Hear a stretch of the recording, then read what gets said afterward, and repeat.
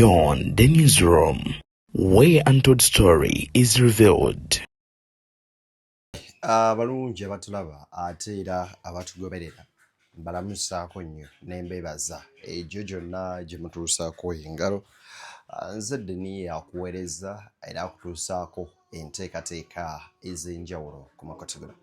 We njogerera bino nga international media community etadde Gen. Museveni ku nnenga. Lwaki? Ebintu si birungi nno yadde akamu n'akeddagala ku ngeri ebintu gye Ebuvanjuba ne bugwanjuba ewaka wasigalawo ewasinga. Beyond the newsroom gwe mukutu ogukuleetera ekyo ekisinga. Katiranga naffe ng'oyita ku noti 771 44 53 ne noti 744 26 41 na bino bikulu. Tetulanga bafere, tetulanga basawo ba kinnansi n'abagwa mu kkoowa eryo. Mwebale kutuwagira. Thank you.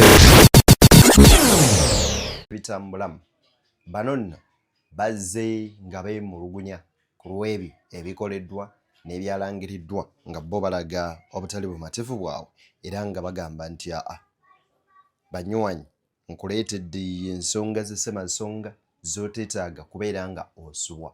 Kyenkusaba kiri kimu kyokka, twegatteko olunaku olwaleero ku makutu guno ng'osubscribinga. Wabula kyesinza kwerabira kwe kusaba osubscribinge ku makoto ogwa Beyond the newsroom ate ensonga zonna zibe nga zikutambulira malidadi sana, malidadi kabisa. Byewuunyisa wabula ng'ekituufu kiri nti Honorable Mwanga Kivombe alabika nga ebibye bambi bibizze. Lwaki bibizze? Nkuleetedde obutambi buno bwewuunyisa ng'akalulu kabbibwa. Kale njagala nzikirize nsooke nkuwe akalulu akatambi kano Kalali Mado nnamawulire wa CNN nsaba owulirize bulungi. The internet is back in Uganda, and videos are emerging of rigging and ballot stuffing, allegedly by poll workers to benefit President Museveni. Before I show you the videos, this is what a presidential ballot looks like in Uganda. President Museveni is at the bottom, Bobi Wine near the top. Bobi Wine posted this video, allegedly from Western Uganda. It shows a row of people in high-vis vests ticking against Museveni in their poll books.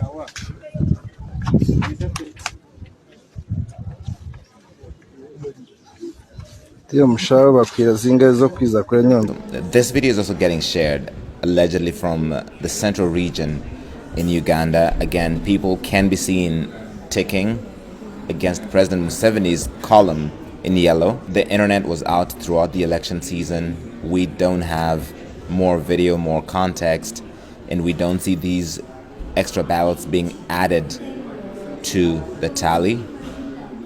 President Museveni was declared the winner of this election with 71.6% of the votes. Lale Mado apostinga video eno eraga abantu bano nga batiikinga obululu. Wabula njagala okutegeeza nti mukadde kano eno video eri mu kubeera nga eddako playing mpanvu eri mu dakiika nga 3 ekulaga abantu abeefaananyirizaako okuba nga be bamu nga bali mu kuba nga ate batiikinga obululu. Obutambi obwo bw'obulaba bwennyamiza era tebusanyusa. Omukyala amanyikiddwa nga Jolly oyo nno nga ye Deputy President wa NUP mu bitundu ebya Western yawambibwa era akatambi kaakano ng'atwalibwa. Njagala okalabe.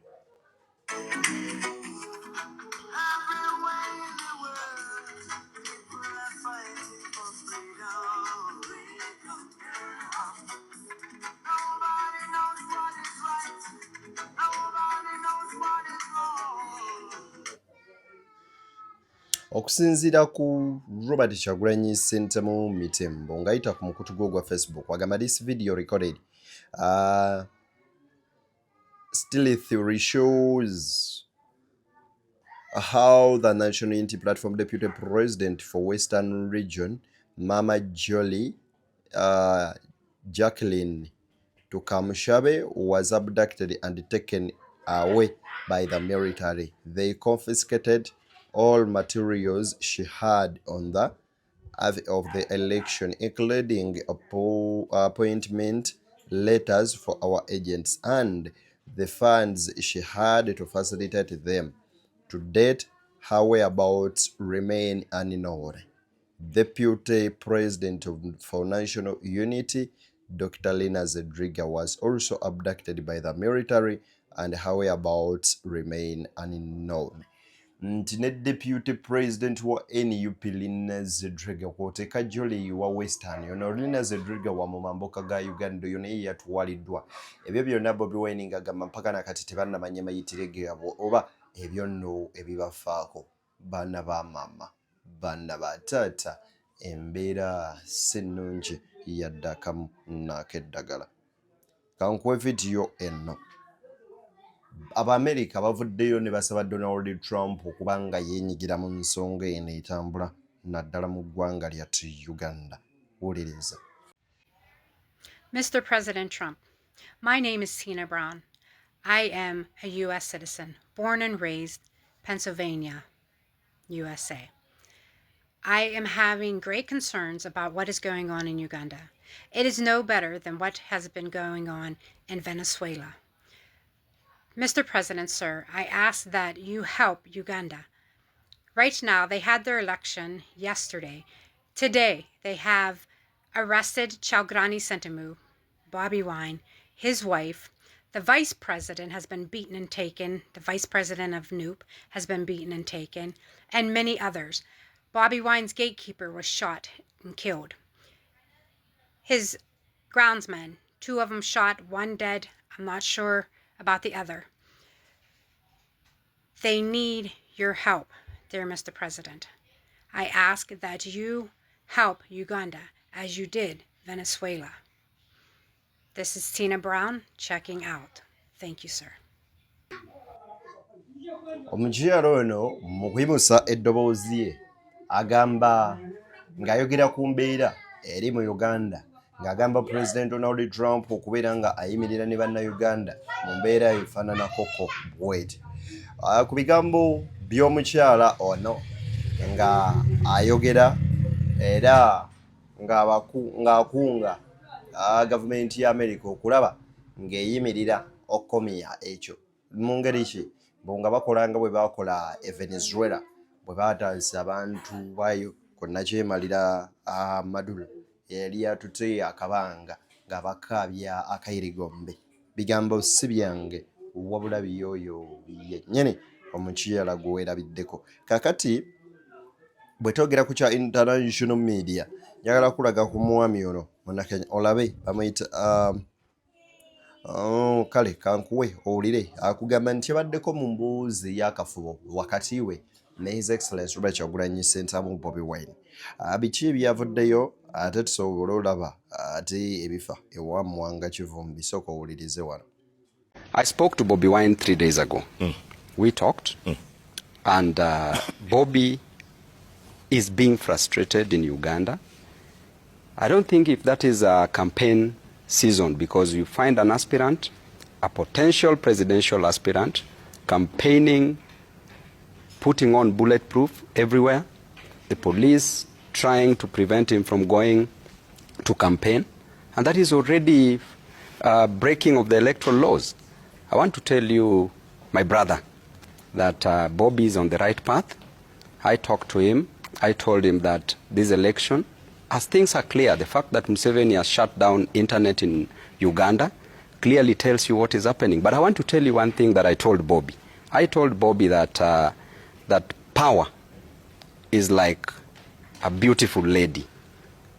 She loves to associate with the young who are bold, not the old who are cold. Absolutely. Bobi still has a future. He still has a future. And in this presidential election, I'm very sure Bobi is going to win. Dili, Ikijumenda, once you shut down the internet, the young people cannot communicate. There's no, telling what's going to happen between the polling stations and the counting centers. Yeah. Ikijumenda. I don't think so. First of all, Jeff, thank you very much. I have not been to the bench for years. For years. I think it was before COVID. Probably. BC. Yeah, man.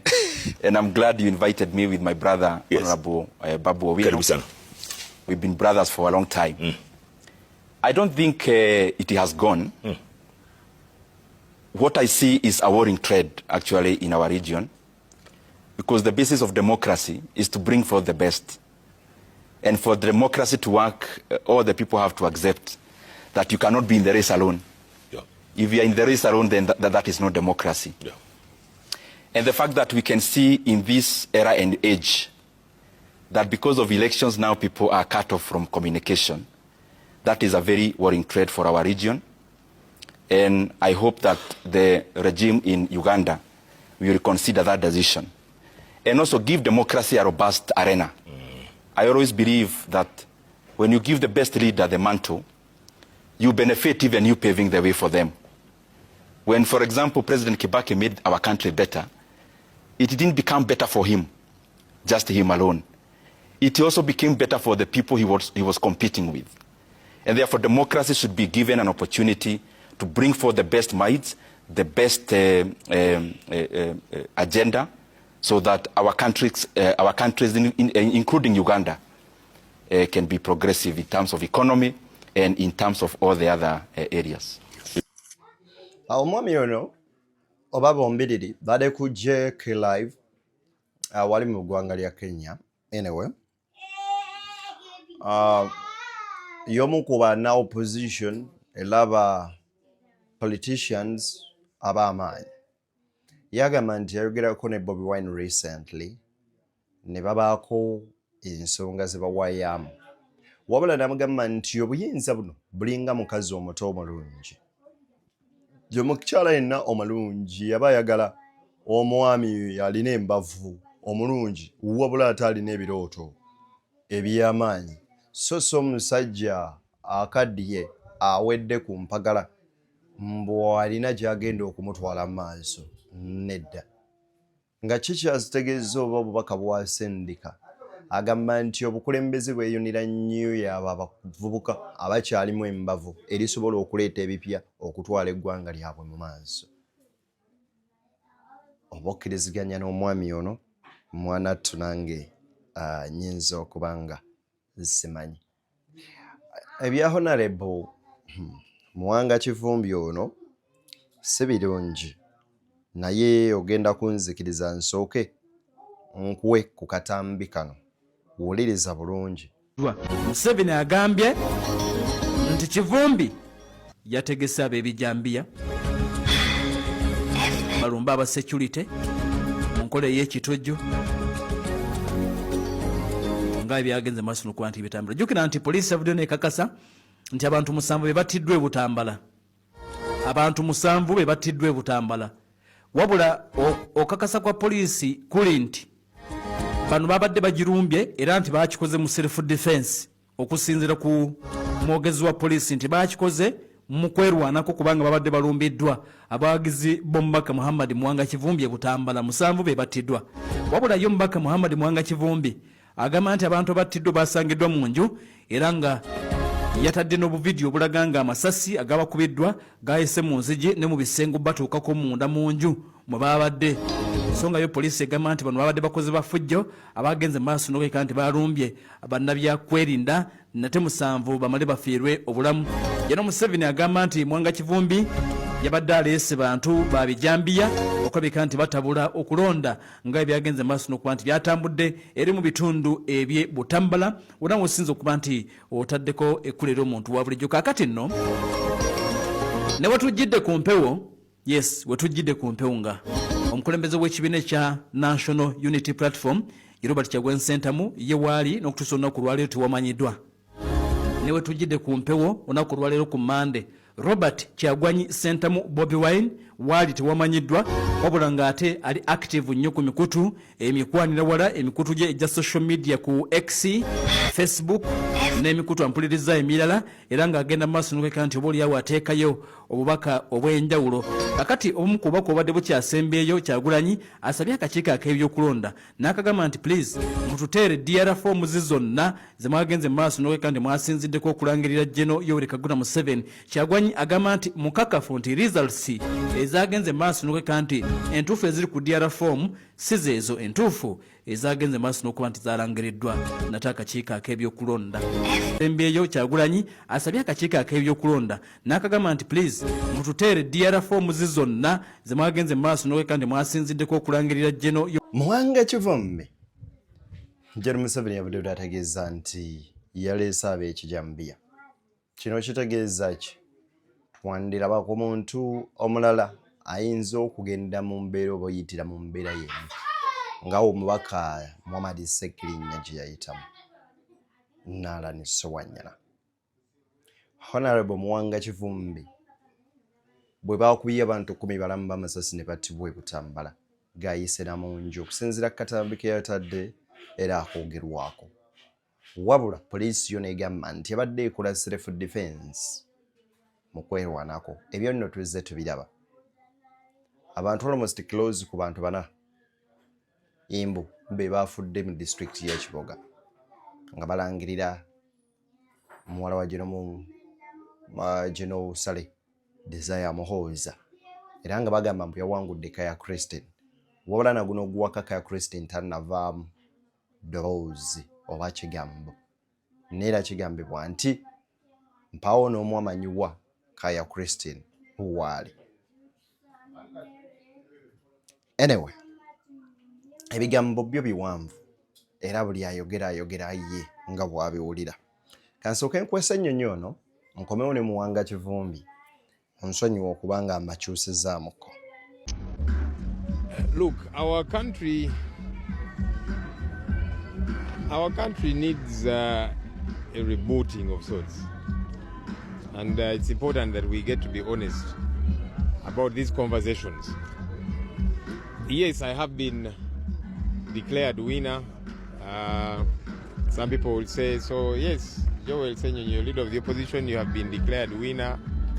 So that means everything is smooth. What did they want them to declare? The lies that are being declared elsewhere. Because even for myself, we did see, and I moved with some of you media persons, at the police barracks, Naguruntinda, people not on the voters register, voting, our agents being told stay away from this table so they cannot ascertain who is rightfully meant to vote and should be in the register, and who knows if everything was smooth, as opposed to, yes, this big margin I've gotten, perhaps it would have been a lot more. We have got numerous concerns. We've been here for coming to 48 hours now, waiting for the results to be declared for all of us within Kampala. People in far-flung places, in villages and so on, their processes happened smoother. This one took forever. The reason being, they kept tinkering with results. And that's the challenge that is across. Where somebody got 38, and the NRM candidate, for example, in Nakawa East, one of the declaration of results forms, 38, they add a 0 to make it seem like he has got 380 votes. But they already wrote on the other side 38. So then they just inserted 100, 3,800. But down at the bottom, the total number of valid votes cast is 164. It is something that I raised here yesterday with the returning officer. I said, how can you say that the NRM candidate got 380 votes and then the others, but down here, you're saying the total number of valid votes cast is 164. Clearly showing you that this 0 was just added. And they said, we are going to look into that matter. And most of the DR forms were that way. Even on my end, there were a couple of those declaration of results forms. Perhaps the margin was too huge and they struggled to tinker with it. But this is problematic. And so we should not glorify this problematic situation. The returning officer has said that yes, we agreed that all these DR forms that had complaints we just disregard them and move forward. That's not what we agreed upon. We said these here are issues that must be dealt with. You cannot say the total number of votes cast is 164, but then you're saying somebody got more than half, double that, actually more than double that number, and then you say we just disregard this. No, you follow the correct one, because then you're disenfranchising the candidate who won at that polling station by saying all those particular votes should be disregarded, and they've done that for numerous places. A number of my colleagues are still here.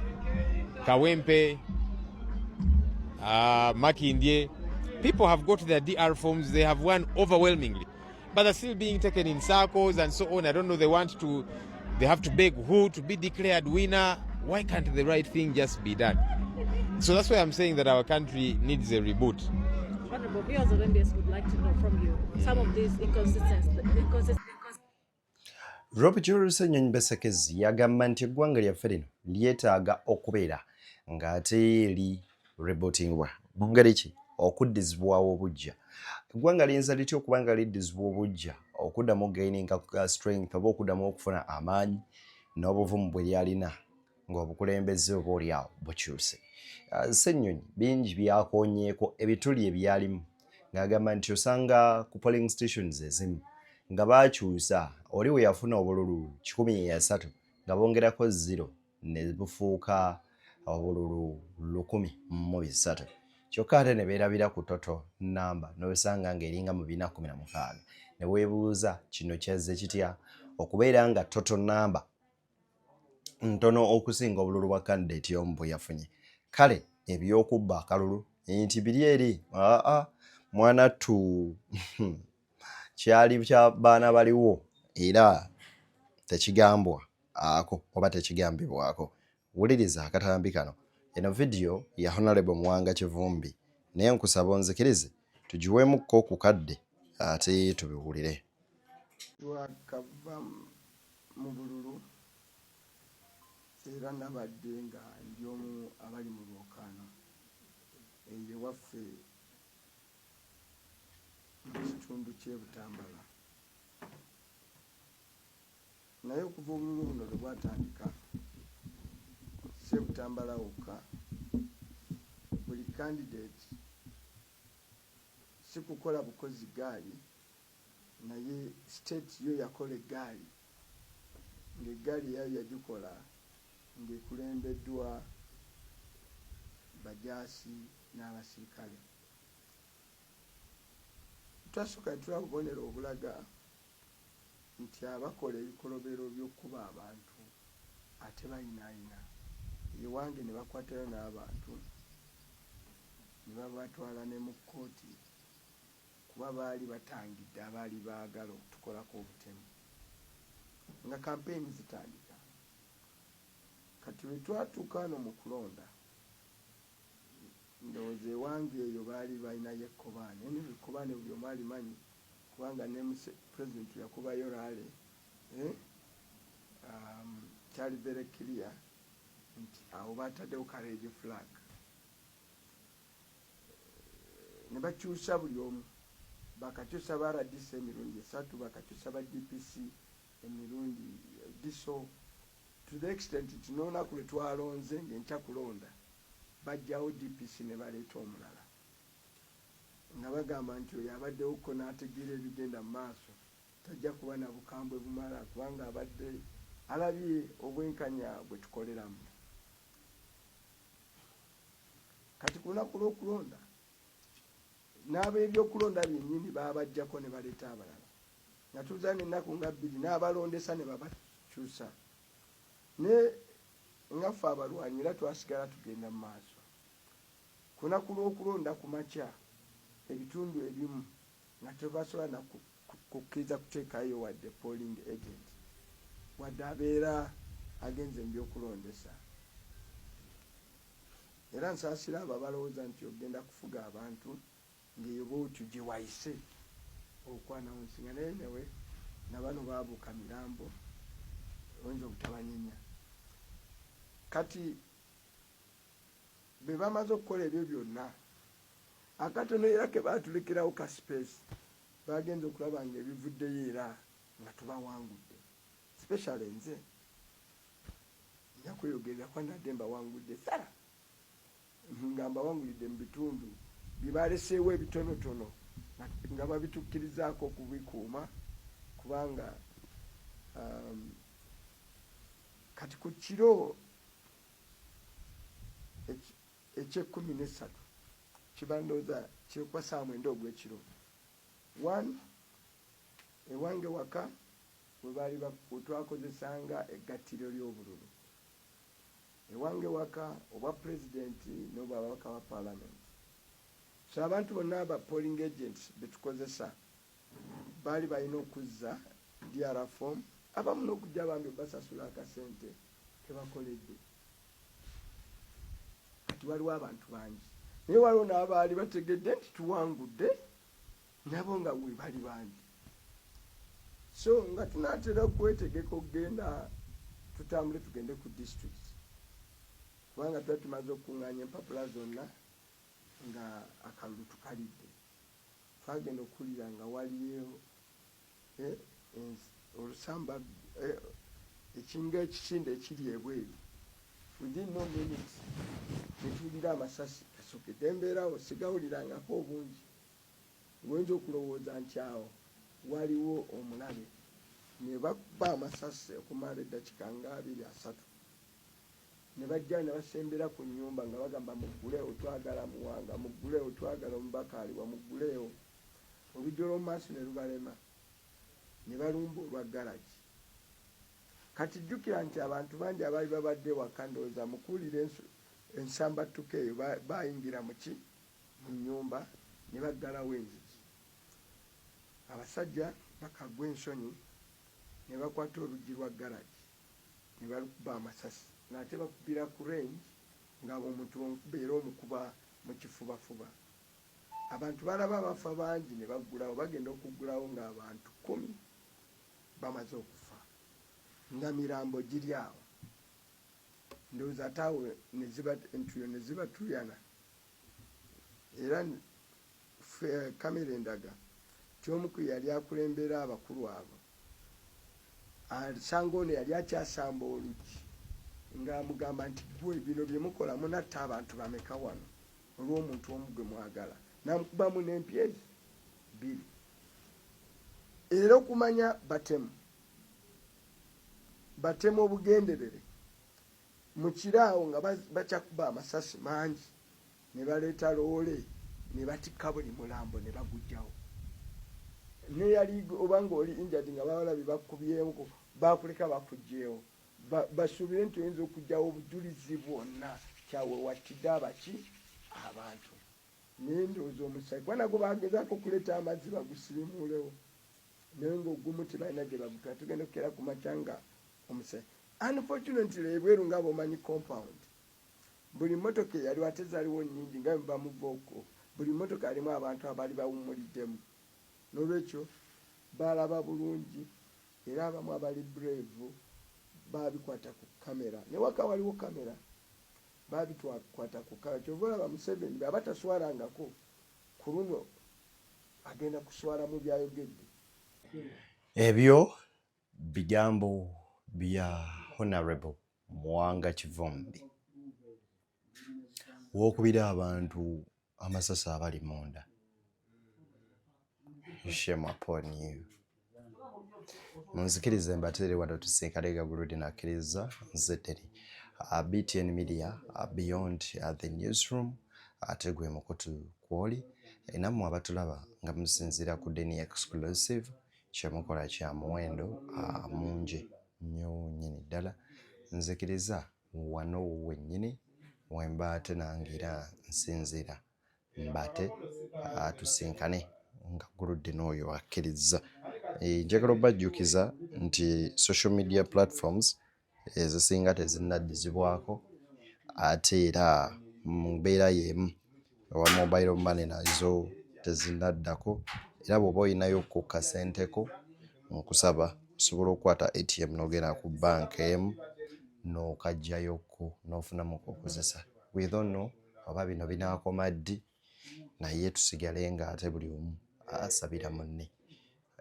Oyinza owulira eddoboozi lyange nga si ddungi just not kekadde matuli terisoboka nakamu nakeddagala kuba bulungi ndowooza mulaba ne gye tukolera eno si gye tuwaali bwe bityo bwe biri era bwe bitambula.